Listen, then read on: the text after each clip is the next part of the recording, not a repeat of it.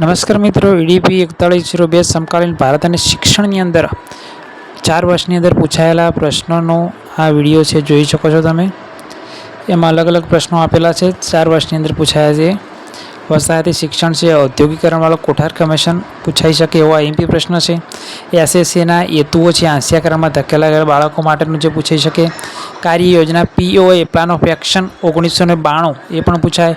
1986 રાષ્ટ્રીય શિક્ષણ નીતિ સાર્વત્રિક પ્રાથમિક શિક્ષણ છે, બરાબર છે।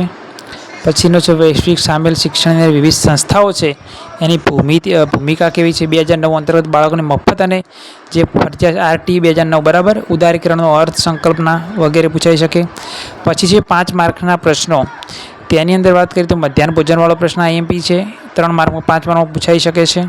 પછી જીસીઆરટી જેવી જે સંસ્થાઓ છે અલગ અલગ, એના વિશે એકવાર જોઈ લેવું। પછી છે કોઠારી કમિશનના ત્રિભાષા સૂત્ર પણ આઈએમપી હશે। પછી નઈ તાલીમે મોસ્ટ આઈએમપી પ્રશ્ન કહી શકાય છે 3-5 માર્કની અંદર। પણ ખાનગીકરણવાળો પ્રશ્ન પણ કરી લેવો, બરાબર।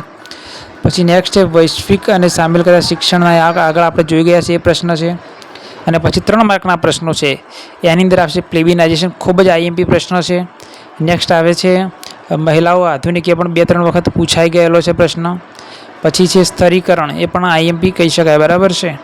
નેક્સ્ટ પ્રશ્ન છે શિક્ષણના અધિકાર નીતિ એટલે શું। પછી આવે છે ઓપરેશન બ્લેકબોર્ડ, ખૂબ જ આઈએમપી છે, એ 2-3 વાર પૂછાઈ ગયો છે। પછી ઉદારીકરણ શિક્ષણ પરની જે અસરો છે એ પણ પ્રશ્ન પૂછાઈ શકે એવો છે। પોષણ નિશ્ચિત, મધ્યાહન ભોજનવાળી જોઈ લેવો, કાયદાકીય કઈ જોગવાઈઓ, પછી વૈશ્વિકરણની જે શિક્ષણ પર અસર થાય છે તે, અને છેલ્લે આપણે ત્રિભાષા સૂત્રની સાંપ્રત અને વિકાસાત્મક નીતિઓ, બરાબર છે।